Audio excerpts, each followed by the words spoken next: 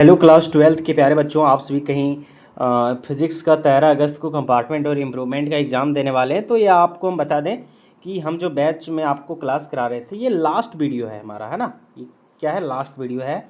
आज आपको ये जब वीडियो मिलेगा तो आपको मिलने वाला ये 8 अगस्त को, ठीक है। उसके बाद आपके पास 9 अगस्त, 10 और 11, ये 3 दिन आपके पास एक्स्ट्रा टाइम बचता है। तो आपको पूरा रिवीजन जम के करना है, ठीक है। जितना हम पढ़ा दिए बस उससे बाहर एक भी क्वेश्चन नहीं आएगा। आप उतना पढ़ के आराम से आप 80 प्लस 90 प्लस नंबर ला सकते हैं 100 में से, ठीक है बच्चा बाड़ी। चलिए, तो हम लोग आज तक लगभग आपको हम कम से कम 70 से 80 ऑब्जेक्टिव क्वेश्चन बताने वाले हैं। बस इतना ही करना है, इससे पहले हम जितना बताएं सबको पढ़ लेना है, ठीक है। क्वेश्चन है, कहता है the force between 2 point charge placed in a vacuum various. देखो क्या बोल रहा है, कहता है कि निर्वात में रखे गए दो बिंदु आवेशों के बीच लगने वाला जो बल होता है वो किस तरह से बदलता है डिस्टेंस के टर्म में, है ना। तो ध्यान दीजिए यहाँ पे, यार ये डिस्टेंस है, ठीक है। दो चार्ज है यहाँ पे, Q1 मानते हैं, ये Q2 है। इस पर फोर्स लग रहा है, आपको पढ़े फोर्स का फॉर्मूला था F बराबर K Q1 Q2 upon R square, है ना। तो यहाँ पे R के टर्म में कैसे बदलता है, तो इन्वर्सली प्रोपोर्शनल। देखिए R is inversely proportional to 1/r square, ऐसे directly proportional to 1/r square, ऐसे है ना। तो ये 1/r स्क्वायर के टर्म में बदलेगा। तो ऑप्शन नंबर बी यहाँ पे हम लोग का पहला का सही हो जाएगा। क्लियर है। दूसरा नंबर क्वेश्चन, ऐसा unit of electric flux is, electric flux का दो यूनिट याद रखना है। एक होता है वेबर, वेबर खाली देख लेना सुनना, और दूसरा होता है न्यूटन मीटर स्क्वायर पर कूलम। तो यहाँ पे ऑप्शन नंबर बी यहाँ पे इसका सही हो जाएगा। विद्युत फ्लक्स का यूनिट ये होता है, ठीक है। और एक और यहाँ टर्म आता है, एक इलेक्ट्रिक फील्ड, ध्यान देना। एक होता है इलेक्ट्रिक फील्ड यानी विद्युत क्षेत्र, उसका यूनिट होता है वेबर पर मीटर स्क्वायर, ठीक है। इलेक्ट्रिक फ्लक्स का सिर्फ वेबर और इलेक्ट्रिक फील्ड का weber per metre square, confuse नहीं करना बाबू, बहुत इंपॉर्टेंट है ये, ठीक है। और एक होता है इलेक्ट्रिक फील्ड का टेस्ला।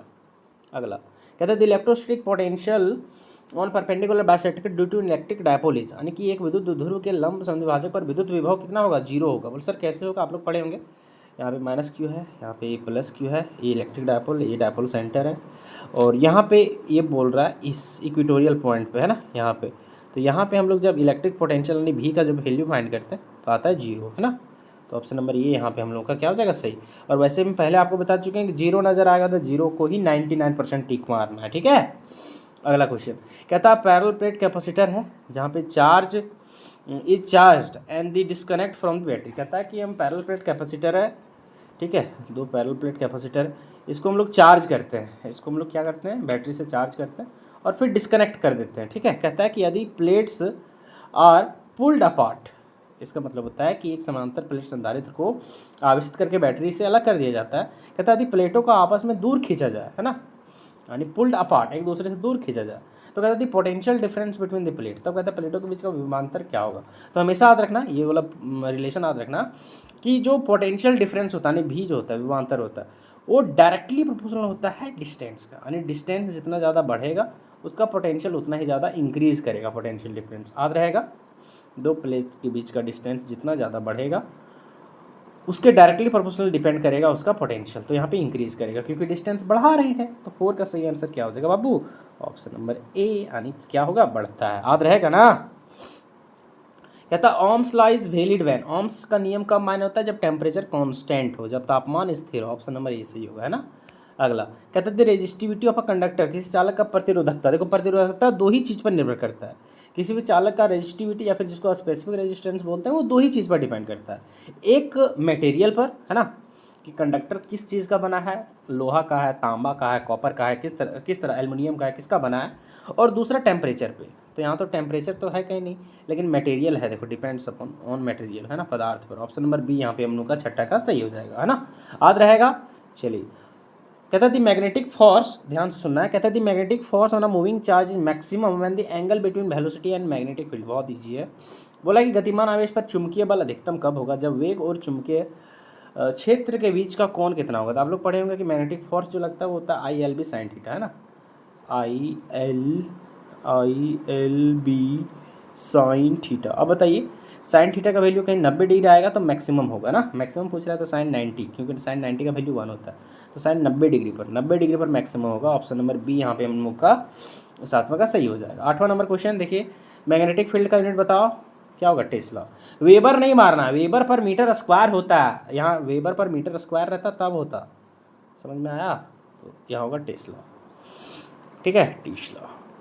चुंबकीय क्षेत्र का इकाई। अगला कहता है कि एक मैग्नेटिक नीडल है जो रखा गया यूनिफॉर्म मैग्नेटिक फील्ड में, तो ये क्या एक्सपीरियंस करेगा। कितना सिंपल है, ये तो हम डेरिवेशन भी आपको बताए हैं कि यूनिफॉर्म आपका इलेक्ट्रिक फील्ड मैग्नेटिक फील्ड कोई फर्क नहीं पड़ता, दोनों बात सेम है, इलेक्ट्रिक फील्ड हो चाहे मैग्नेटिक फील्ड हो। और यहाँ पे एक सुई को हम लोग रखेंगे, एक सुई को रखेंगे तो क्या होगा, वो गोल गोल घूमेगा तो उस पर टॉर्क लगेगा। क्या लगेगा, टॉर्क, बल आघूर्ण। 9वां का सही आंसर हो जाएगा ऑप्शन नंबर ए। ठीक है, यदि एक चुंबकीय सुई को एक समान चुंबकीय क्षेत्र में रखा जाए तो उस पर क्या क्या होगा, आघूर्ण लगेगा, है ना।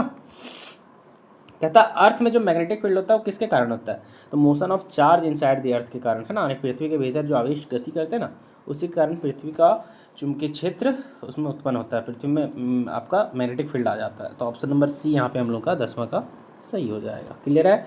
अगला कहता है लेंज लॉ इज आपका कॉन्जिक्वेंस ऑफ, यानी लेंज का नियम किसका परिणाम है, तो ये कंजर्वेशन ऑफ एनर्जी का परिणाम। एक चीज़ यहाँ पे ध्यान में रखना, एक यहाँ पे लिखा है लेंज लॉ और एक होता है किर्चॉफ्स फर्स्ट लॉ, जिसको हम लोग पॉइंट जंक्शन रूल कहते हैं। जंक्शन रूल कंजर्वेशन ऑफ आपका चार्ज पर बेस होता है, लेकिन एक और होता है किर्चॉफ्स का सेकेंड, जिसको हम लोग बोलते हैं वोल्टेज लॉ भी बोलते हैं, जिसको जो होता है आपका कंजर्वेशन ऑफ एनर्जी, वो भी एनर्जी पर डिपेंड करता है, किर्चॉफ्स का सेकेंड लॉ। याद रहेगा ना, ये तीनों बहुत इंपॉर्टेंट है ये। कहता है एक ट्रांसफार्मर वर्क करता है on the principle of electromagnetic induction. एक ट्रांसफार्मर किस सिद्धांत पर काम करता है, विद्युत चुम्बकीय प्रेरण के सिद्धांत पर। अगला क्वेश्चन यहाँ पे बोलता है कि एक एसी सर्किट है, वो प्योर रजिस्टर है और वोल्टेज और करंट जो होगा वो क्या होगा, तो एक ही फेस में होगा, इन फेस, है ना। तो ऑप्शन नंबर बी यहाँ पे 13 का हम लोग का सही हो जाएगा। यानी एक आपका एसी परिपथ में केवल एक शुद्ध प्रतिरोधक हो तो उसमें वोल्टेज और धारा का आपस में क्या संबंध होगा, तो समान फेज में होंगे। ठीक है। कहता है average power consume in ideal inductor is, जहाँ जीरो वहीं जीरो मारना है। ठीक है। यानी एक आदर्श प्रेरक में उपभोग की गई औसत शक्ति कितनी होगी, 0। 14 का सही आंसर हो जाएगा आपका ऑप्शन नंबर बी। कहता है which of the following is not a property of electromagnetic wave, निम्न में से कौन सी विद्युत चुम्बकीय तरंगों की विशेषता नहीं है, तो पहला ही देखो, दे आर लॉन्गिट्यूडनल वेव। आपको पता है कि इलेक्ट्रोमैग्नेटिक वेव आपका क्या होता है, लॉन्गिट्यूडनल वेव नहीं होता है, एक अनुदैर्ध्य तरंग नहीं, ये एक अनुप्रस्थ तरंग होता है ना, एक ट्रांसवर्स वेव है। लिखा है प्रॉपर्टी ऑफ इलेक्ट्रोमैग्नेटिक वेव्स में कि इलेक्ट्रोमैग्नेटिक वेव्स एक ट्रांसवर्स वेव है ना, जबकि यहाँ लिखा है लॉन्गिट्यूडनल वेव, तो ये गलत है, तो पहला ही सही आंसर हो जाएगा इसका, है ना। अगला कहता है the source of electromagnetic waves is, यानी विद्युत चुम्बकीय तरंगों का स्रोत क्या है, तो आपको पता है कि इलेक्ट्रोमैग्नेटिक वेव्स जो प्रोड्यूस करता है वो एक्सेलरेटेड चार्ज पार्टिकल्स प्रोड्यूस करता है, त्वरित आवेश, है ना। देखो चार्ज जब रेस्ट में रहेगा, विराम, तो वो सिर्फ इलेक्ट्रिक फील्ड प्रोड्यूस करेगा। जब चार्ज गति में आ जाएगा, यानी मोशन में आ जाएगा, किस में, मोशन में, गति में, तो वो इलेक्ट्रिक फील्ड और मैग्नेटिक फील्ड दोनों प्रोड्यूस करेगा। लेकिन जब चार्ज एक्सेलरेट करेगा तो वो इलेक्ट्रिक फील्ड, मैग्नेटिक फील्ड और साथ में इलेक्ट्रोमैग्नेटिक वेव, ये तीन चीज़ प्रोड्यूस करता है। तो यहाँ पे इलेक्ट्रोमैग्नेटिक वेव आया तो चार्ज क्या करेगा, एक्सेलरेट, यानी कि त्वरित होगा। सिंपल है। कहता है कि the critical angle for the आपका medium is angle of incidence for which angle of refraction is. क्या बोलता है कि जब क्रिटिकल एंगल बनेगा तब रिफ्रैक्शन का एंगल कितना होना चाहिए, तो 90 डिग्री होना चाहिए, है ना। तभी जब एंगल ऑफ रिफ्रैक्शन, देखो यहाँ पे एंगल ऑफ इंसिडेंस ये है, ठीक है, जब यहाँ जाएगा तो ये रिफ्रैक्शन यहाँ होगा, ये आपका नॉर्मल है, ये नॉर्मल है आपका, ठीक है, ये इंसिडेंट है, ये आपका रिफ्रैक्टेड रे है। तो एंगल ऑफ इंसिडेंस अभी इतना है, एंगल ऑफ रिफ्रैक्शन अभी कुछ इतना है।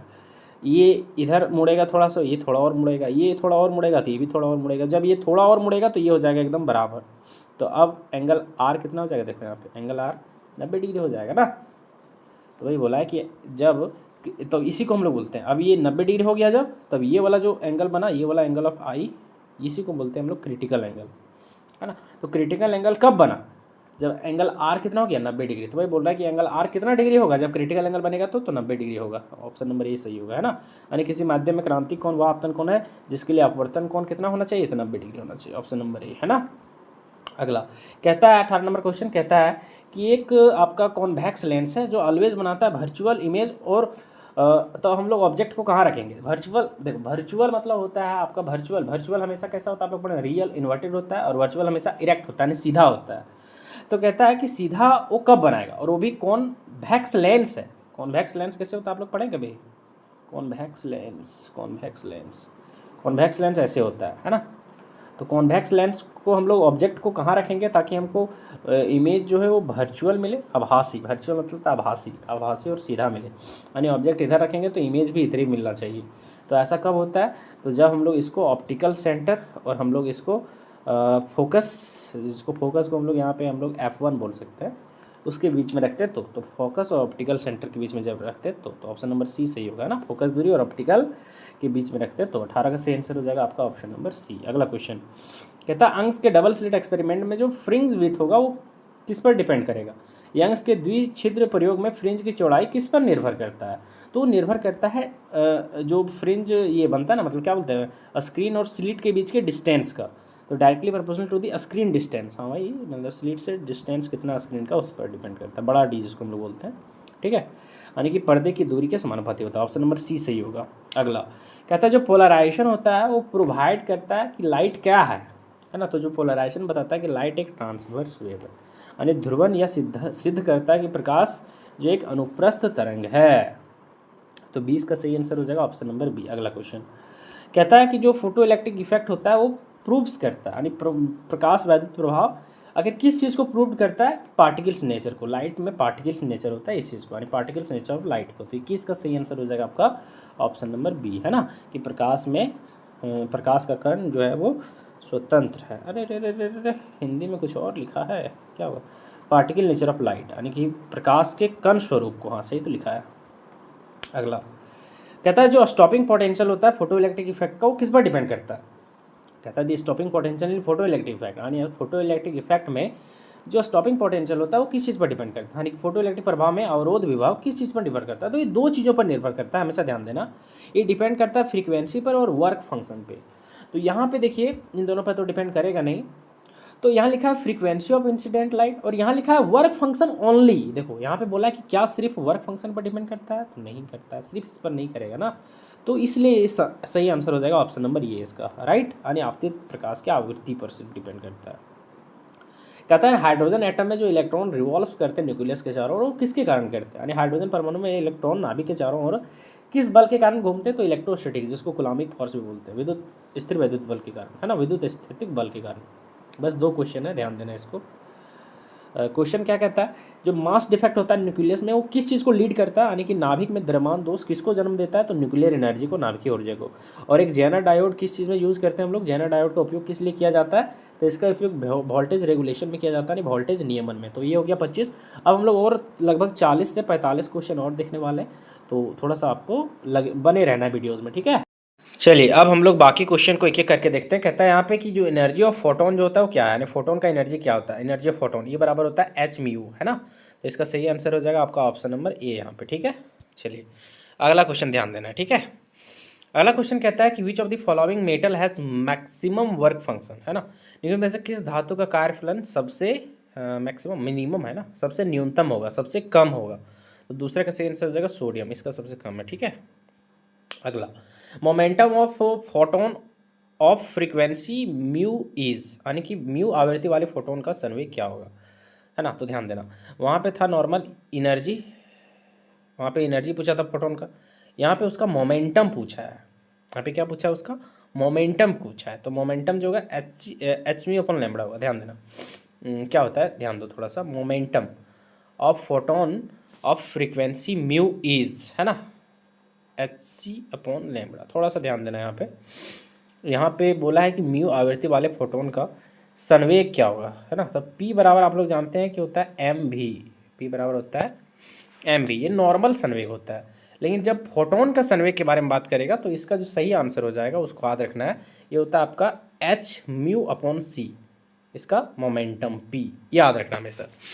जो मोमेंटम होता है वो क्या होता है, एच म्यू अपॉन सी, ठीक है, किसका, फोटोन का, याद रहेगा ना। तो इसका सही आंसर हो जाएगा ऑप्शन नंबर ए। तीसरा का सही आंसर क्या है, ऑप्शन नंबर ए, याद रहेगा।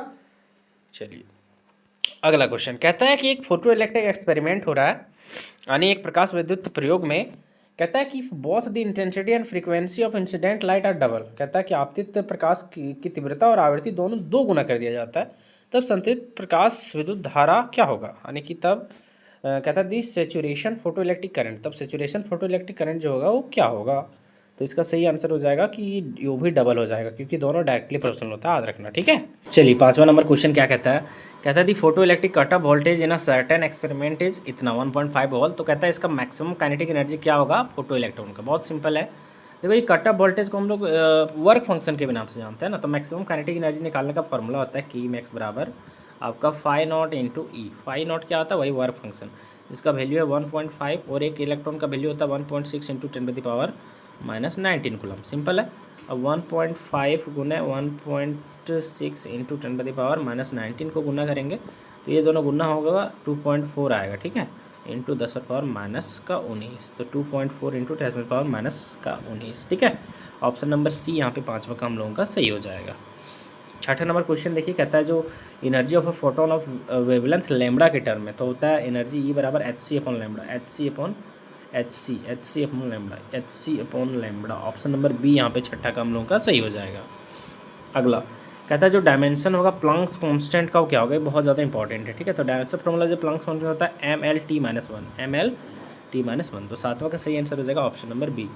1 इलेक्ट्रॉन वोल्ट इक्वल, बहुत सिंपल है, 1 इलेक्ट्रॉन वोल्ट, एक इलेक्ट्रॉन पर कितना चार्ज होता है, 1 इलेक्ट्रॉन पर 1.6 इंटू 10⁻⁻19, है ना, और वोल्ट, है ना, वोल्ट का यहाँ पे हम लोग वोल्ट ही लिख सकते हैं, ठीक है। लेकिन ये वोल्ट में जैसे ही इलेक्ट्रॉन का वैल्यू यहाँ पे आता है तो ये वोल्ट बन जाता है जूल में, तो यहाँ पे 1.6 इंटू 10⁻⁻19 जूल होगा, ठीक है, ये वोल्ट नहीं होगा, जूल में। ऑप्शन नंबर सी यहाँ पे सही होगा। देखो सब आंसर सेम है, बस यूनिट अलग अलग है बाबू, तो इस तरह से ध्यान देना, है ना। तो ऑप्शन नंबर सी यहाँ पे 8वां का हम लोगों का सही हो जाएगा। 9वां नंबर क्वेश्चन देखो, कहता है which of the following phenomena establish the particle nature of light. Particle nature of light कौन बताता है, तो आपको पता होगा फोटो इलेक्ट्रिक इफेक्ट जो है वो शायद बताता है पार्टिकल नेचर, क्या बोलते हैं यार, है ना। तो ऑप्शन नंबर डी सही होगा। कहता है जो रेशियो होगा डी ब्लॉगरी वेवलेंथ का associated with 2 electron isolated by 25 volt and 36 voltage. देखो इसका डायरेक्ट फार्मूला होता है, ट्रिक होता है एक तरह से, डी ब्लॉगरी वेवलेंथ निकालना है जब 2 इलेक्ट्रॉन का मतलब एक तरह से वोल्टेज दे दिया होगा तो ये होता है आपका रूट अंडर आपका दूसरा का वोल्टेज यानी 36 डिवाइडेड बाय पहला का वोल्टेज यानी 25। तो रूट के अंदर 36 बाहर निकलेगा 6 बन जाएगा, 25 में बाहर निकलेगा 5, तो 6/5 आ जाएगा सही आंसर, 6/5 यानी ऑप्शन नंबर डी यहाँ पे हम लोग का 10वां का सही हो जाएगा, ठीक है। अगला कहता है जो फोर्स लगेगा, कहता है the force which cause scattering of alpha particles in a Rutherford alpha particle scattering experiment is. कहता है रदरफोर्ड में अल्फा कण परिकरण में प्रयोग अल्फा कणों के परिकरण के कारण बनने वाला बल को क्या कहते हैं ना, तो उस बल को हम लोग नाम देते हैं Coulomb's force. Option number B सही होगा। कहता है रेडबर्ग कांस्टेंट का ऐसा यूनिट क्या होता है, ऐसा unit of Rydberg constant, Rydberg नियतांक का ऐसा यूनिट क्या होता है, बहुत ज़्यादा इंपॉर्टेंट क्वेश्चन है, तो ये होगा आपका पर मीटर, है ना। ऑप्शन नंबर सी यहाँ पे हम लोग का सही हो जाएगा। कहता है यहाँ पे आगे ध्यान दो, कहता है कि दी बोर्स मॉडल ऑफ एटम, परमाणुओं का बोर मॉडल इन चारों में से मतलब क्या कहता है, ठीक है। तो इसका जो सही आंसर आपको याद रखना है कि एज्यूम करता है कि angular moment of electron is quantize, या मानता है कि इलेक्ट्रॉनों का कोणीय संवेग क्वांटाइज होता है, और वो भी कितना, तो NH/2π ऐसे, जिसको हम लोग H/2π लिखते हैं, H/2π ऐसे, ठीक है। कहता है कि if the radius of first, ये बहुत इंपॉर्टेंट है, ये पहले भी बता चुके हैं लेकिन देख लो, कहता है radius of first Bohr's is R, radius of second Bohr's is कितना होगा। देखो बहुत आसान है, देखो यहाँ पे जब भी आपको रेडियस दिया रहेगा किसी भी मतलब फर्स्ट ऑर्बिट का या फिर किसी ऑर्बिट का, और आपको सेकंड ऑर्बिट का निकालना है, तब कैसे निकालेंगे, RN, इसका फॉर्मूला था RN बराबर n² इंटू R, ऐसे R1 बोल सकते हैं इसको, पहला रेडियस का। तो R1 का वैल्यू यहाँ पे आपको R दिया गया, देखो पहला फर्स्ट ऑर्बिट का, आपको यहाँ पे R2 का वैल्यू पूछ रहा है, यानी कि दूसरा ऑर्बिट का, तो यहाँ पे n का वैल्यू हो जाएगा 2 का स्क्वायर, 2 का स्क्वायर मतलब 4, तो 4R हो जाएगा इसका सही आंसर। ऑप्शन नंबर बी यहाँ पे हम लोग का 4 का सही हो जाएगा। क्लियर है। 5वां नंबर क्वेश्चन कहता है radius of the first orbit of hydrogen atom is इतना, कहता है the radius of the second orbit is, same वही क्वेश्चन है, देखो यहाँ पे सेम, बस तरीका अलग है, सेम वही। RN बराबर हम लोग जानते हैं क्या होता है n² इंटू R1, ये ना होता है, यानी पहला ऑर्बिट का रेडियस जब पता रहेगा तब। तो RN आपको बोल रहा है किसका, द रेडियस सेकेंड ऑर्बिट, तो R2 फिर निकालने बोल रहा है, 2 का स्क्वायर 4 हो जाएगा इंटू R1 का वैल्यू पहले से दिया है, देखो यहाँ पे 5.3 इंटू 10⁻⁻11, ये दिया गया पहले से। अब यहाँ पे थोड़ा सा ध्यान देना, और सर क्या ध्यान देंगे सर, इसको गुना करने आता है आपका, 4 दिया 12 के होगा 2, बचेगा 1, 5 के 20 और 1 हो जाएगा आपका 21, तो हो जाएगा 21.2, इस तरह से हो जाएगा यहाँ पे, है ना, 21.2 हो जाएगा इस तरह से, और यहाँ हो जाएगा इंटू 10⁻⁻11, है ना। अच्छा से हटा के लिखें 21.2, आंसर आ गया 21.2 इंटू 10⁻⁻11। अब कहीं भी आंसर ये नहीं दिया है, तब क्या करेंगे, देखो पॉइंट हमेशा एक डिजिट के बाद ही होना चाहिए, ऐसा प्रयास करना, स्टैंडर्ड रूप होता है। पॉइंट इधर शिफ्ट करेंगे तो एक 10 पर पावर जो माइनस है वो घटेगा, तो जब होगा 2.12 तो ये 10 पर पावर माइनस 11 से हो जाएगा 10 पर पावर माइनस 10। 10 पर पावर माइनस 10 को हम लोग लिखते हैं एंगस्ट्रॉम, 1 एंगस्ट्रॉम के बराबर। तो इसको हटा के हम लोग एंगस्ट्रॉम दे सकते हैं, तो 2.12 एंगस्ट्रॉम आ जाएगा इसका सही आंसर, है ना। ऑप्शन नंबर यहाँ पे हम लोग का बी, हम लोगों का 5वां का सही हो जाएगा। क्लियर है बच्चा, इजी है ना। कहता है कि आपका विच आपका spectral series of hydrogen spectrum lies in the visible region of electromagnetic waves, बहुत इंपॉर्टेंट है। हाइड्रोजन स्पेक्ट्रम में कौन सा स्पेक्ट्रम श्रेणी विद्युत चुंबकीय स्पेक्ट्रम के दृश्य में आता है, तो बाल्मर होगा ना। ऑप्शन नंबर यहाँ पे 6 का ये हम लोग का सही हो जाएगा। 7वां नंबर क्वेश्चन कहता है कि इन एन एटम, कहता है कोई एटम में जो electron can revolve only those orbit in which angular momentum is the integral multiple of h/2π, h/2π, h/2π कहाँ है, ऑप्शन ये ना है। 7वां का सही आंसर हो जाएगा ऑप्शन नंबर ए। अगला कहता है कि if the radio active atom emits beta particles, तो जो एटॉमिक मास होगा उसका क्या होगा। कहीं कोई एटम जो है वो बीटा पार्टिकल्स को इमिट कर रहा है, तो उसका जो एटॉमिक मास होगा क्या होगा। यदि कोई रेडियोधर्मी परमाणु बीटा कण उत्सर्जित करता है तो इसका द्रव्यमान संख्या क्या होगा। द्रव्यमान संख्या जिसको परमाणु संख्या बोलते हैं, वो क्या होगा, इंक्रीज करेगा 1 यूनिट, रिमेन्स अनचेंज होगा, डिक्रीज करेगा 2 यूनिट, या फिर इंक्रीज करेगा 2 यूनिट्स। ध्यान देना। तो इसका जो सही आंसर हो जाएगा पहला का, वो हो जाएगा आपका ऑप्शन नंबर बी, यानी रिमेन्स अनचेंज, कोई भी बदलाव नहीं आएगा। ठीक है। अगला कहता है जो मीन लाइफ होता है किसी भी रेडियो एक्टिव सैंपल का, वो 100 सेकेंड है ना, यानी मीन लाइफ को हम लोग टाउ से जनरली दर्शाते हैं, तो ये आपका 100 सेकेंड है। तो इसका हाफ लाइफ क्या होगा, देखो टी हाफ का फॉर्मूला होता है कि मीन लाइफ बोले तो आपका 100 सेकेंड है, सो इंटू 0.693, ठीक है। तो जब इंटू करेंगे तो आपका फाइनली आंसर आएगा 69.3 सेकेंड। तो ऑप्शन नंबर सी यहाँ पे हम लोगों का सही हो जाएगा। क्लियर है। तो दूसरा का सही आंसर क्या हो जाएगा आपका ऑप्शन नंबर सी। अगला क्वेश्चन कहता है कि आपका इन 88 इसका परमाणु संख्या है, द्रव्यमान 266 है। तो कहता है न्यूक्लियर इन देयर, यानी इसमें कितना प्रोटॉन, कितना इलेक्ट्रॉन, कितना न्यूट्रॉन है। तो आपको पता है कि जितना परमाणु संख्या रहता है Z बराबर 88 है, उतना ही इसमें प्रोटॉन रहेगा। डायरेक्ट बराबर कर देते ना इधर, उतना ही प्रोटॉन रहेगा और उसमें उतना ही इलेक्ट्रॉन रहेगा। इसका एटॉमिक मास है 226, तो इसमें जो न्यूट्रॉन्स होगा वो 226 माइनस 88 होगा। ठीक है। 226 माइनस 88 बोले तो 16 में 8 गया तो 8, 11 में 8 गया तो 3, 138 न्यूट्रॉन, 138। ठीक है। तो 138 न्यूट्रॉन है इसमें और 88 प्रोटॉन है इसमें, है ना। इस तरह से तो आपका तीसरा का जो सही आंसर हो जाएगा, ध्यान से सुनना, तीसरा का सही आंसर जो हो जाएगा वो क्या हो जाएगा सर, तो ऑप्शन नंबर बी ना हो जाएगा सर। 138 इसमें आपका न्यूट्रॉन है, तो न्यूट्रॉन देखो, न्यूट्रॉन यहाँ गलत है, यहाँ तो न्यूट्रॉन दिया ही नहीं है, यहाँ न्यूट्रॉन गलत है, हाँ यहाँ सही है। देखो 138 न्यूट्रॉन और 88 प्रोटॉन है ना, तो ऑप्शन नंबर बी यहाँ पे हम लोग का क्या हो जाएगा, तो आपका तीसरा का सही हो जाएगा। क्लियर है। चलिए ध्यान देना थोड़ा सा आगे। यहाँ बोलता है कि यदि आपका नाइट्रोजन 714 न्यूक्लियाई को बॉम्बार्ड किया जाता है न्यूक्लियस ऑफ देयर, आपका न्यूक्लियाई कार्बन पर, तो यही इमिट करेगा यहाँ पे कौन सा पार्टिकल एक तरह से, क्या बनेगा, तो चौथा का आंसर हो जाएगा ये आपका ड्यूट्रॉन बनेगा। ठीक है। कहता है कि जो न्यूक्लियर रेडियस होता है वो किस ऑर्डर का होता है, नाभिकीय त्रिज्या किस कोटि का होता है, यानी जो रेडियस होता है न्यूक्लियस का वो क्या होता है, तो आपको पता है 10⁻⁻10 मीटर होता है यार। तो 5वां का सही आंसर हो जाएगा ऑप्शन नंबर, अरे -10 नहीं होता यार, उल्टा बोलते हैं। रेडियस यहाँ पे बोला न्यूक्लियर का बोला यार, न्यूक्लियर में नाभिक का रेडियस, नाभिक का जो रेडियस होता है वो कितना होता है, तो नाभिक का जो रेडियस होता है वो होता है 10⁻−15 होता है ना। 5वां का सही आंसर हो जाएगा यहाँ पे ऑप्शन नंबर सी आपका याद रहेगा। नाभिक का रेडियस जो होता है वो 15 होता है। हाँ, एटम का बोलता है यहाँ पे, न्यूक्लियर का मतलब होता है न्यूक्लियस का, नाभिक का त्रिज्या, तो ये होता है। यहाँ बोलता है कोई एटम का, कोई परमाणु का त्रिज्या, तो होता है यहाँ पे -10। ठीक है, इस चीज़ को थोड़ा ध्यान देना।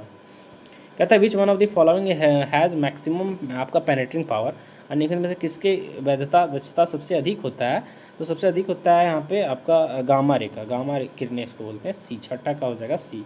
7वां का होता है beta particles are fast moving, तो बीटा पार्टिकल्स फास्ट मूविंग आपका क्या होता है, तो ये होता है आपका इलेक्ट्रॉन, है ना, नेगेटिव चार्ज होता है।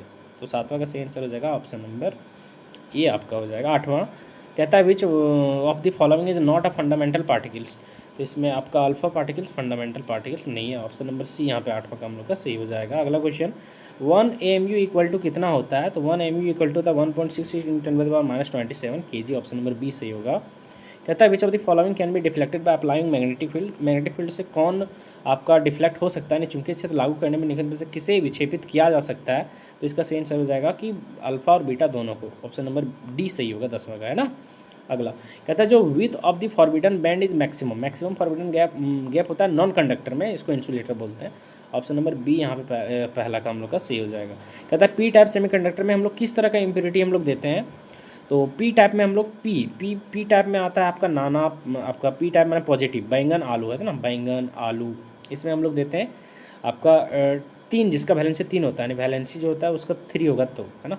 दूसरा का सही आंसर हो जाएगा ऑप्शन नंबर ए। ओके। अगला कहता है N type semiconductor form when doped atom. N type conductor कब बनता है। एन माने नेगेटिव टाइप। नेगेटिव आदमी क्या होता है, नाना, पाटेकर, ऐश्वर्या, ये सब, नाइट्रोजन, फास्फोरस, ये सब, है ना। और ये सब पेंटावैलेंट होता है ना, इसको बोलते हैं पेंटावैलेंट। पेंटावैलेंट कहाँ गया, ऑप्शन नंबर डी यहाँ पे तीसरा का हम लोग का सही हो जाएगा। ठीक है, पंचसंयुक्ति। कहता है जेनर डायोड जो होता है वो फंक्शन करता है किस चीज़ में। तो जेनर डायोड जो फंक्शन करता है वो आपका करता है किस चीज़ में, तो करता है आपका रिवर्स बैस कंडीशन में। ठीक है, इस चीज़ को हमेशा ध्यान देना, जेनर डायोड हमेशा रिवर्स बैस में काम करता है। ठीक है, ऑप्शन नंबर बी यहाँ पे 4 का हम लोग का सही हो जाएगा। अगला क्वेश्चन कहता है temperature increase the resistance of a semiconductor. तो रेजिस्टेंस जो होता है सेमीकंडक्टर का वो डिक्रीज करता है, इस चीज़ को ध्यान देना, घटता है, यानी तापमान बढ़ने पर किसी चालक का प्रतिरोध घटता है, डिक्रीज करता है। 5वां सही आंसर ऑप्शन नंबर बी। अगला कहते हैं सेमीकंडक्टर जो इलेक्ट्रिकल कंडक्टिविटी होता है वो किसके कारण होता है। तो सेमीकंडक्टर में हॉल्स और इलेक्ट्रॉन दोनों के कारण होता है इसमें कंडक्टिविटी, है ना। तो ऑप्शन नंबर सी यहाँ पे छठा का हम लोग का सही हो जाएगा। अगला कहता है जो फॉरबिडन एनर्जी गैप होता है किसी भी सब्सटेंस का 1 इलेक्ट्रॉन वोल्ट है, तो वो सब्सटेंस क्या होगा। तो forbidden energy gap 1 electron volt है, तो वो सब्सटेंस सेमीकंडक्टर होगा, आपका सेमीकंडक्टर अर्धचालक। ऑप्शन नंबर बी यहाँ पे 7वां का सही हो जाएगा। अगला क्वेश्चन कहता है फोटो डायोड फंक्शन करता है किस चीज़ में। फोटो डायोड कार्य करता है किस चीज़ में, तो ये हमेशा रिवर्स बैस कंडीशन में काम करता है। ऑप्शन नंबर बी होगा सही। ठीक है, अगला कहता है व्हेन इंडियम इज डॉप्ड इन आपका सिलिकॉन इम्प्योरिटीज, तो कहता है रिजल्टिंग मटेरियल क्या होगा। देखो इंडियम क्या होता है, तो बैंगन आलू गाजर इन थैला, बैंगन आलू गाजर इन थैला, यानी ये बैंगन आलू खाने वाला है पॉजिटिव टाइप, तो पी टाइप बनेगा ना, पॉजिटिव आदमी P type semiconductor. Option number ये यहाँ पे 9वां का हम लोग का सही हो जाएगा। ठीक है, 10वां नंबर क्वेश्चन क्या हो जाएगा, ज़्यादा नहीं 2-3 क्वेश्चन और है। कहता है which of the following logic gates is universal logic gate, ये आएगा नहीं, हटा दिया गया। कहता है in N type semiconductor majority charge क्या होता है। एन टाइप में नेगेटिव है, इसमें ज़्यादा इलेक्ट्रॉन्स होता है ना, ज़्यादा इलेक्ट्रॉन्स होगा। ऑप्शन नंबर बी यहाँ पे 11 का सही हो जाएगा। लास्ट क्वेश्चन कहता है वैन आप forward bias the applying P N junction is, कहते हैं पी एन संधि में अग्र अभिनति लगाई जाती है यह क्या होगा, है ना। तो 12 का सही आंसर हो जाएगा। इसमें से लोअर पोटेंशियल बैरियर होता है ना, पोटेंशियल बैरियर कम होता है, यानी विभव प्रचीर को ये कम करता है, समझ में आ रहा है, यानी पोटेंशियल बैरियर को ये कम करता है। ठीक है, तो ये आपका कंप्लीट हो गया। आज इतना ही आपको पढ़ना है, बहुत ज़्यादा आपको करना है नहीं। ठीक है, इतना कीजिएगा तो आपका 25 में से 20 प्लस आराम से बन जाएगा। ठीक है, विद कॉन्सेप्ट को भी ध्यान में रखना है। बस इतना ही वीडियो देंगे। ठीक है, बाकी प्रयास करेंगे 1-2 वीडियो यूट्यूब पर देने का, बाकी इतना ही काफ़ी है, बहुत ज़्यादा पढ़ के घबराना नहीं है। ठीक है बच्चे बाड़ी।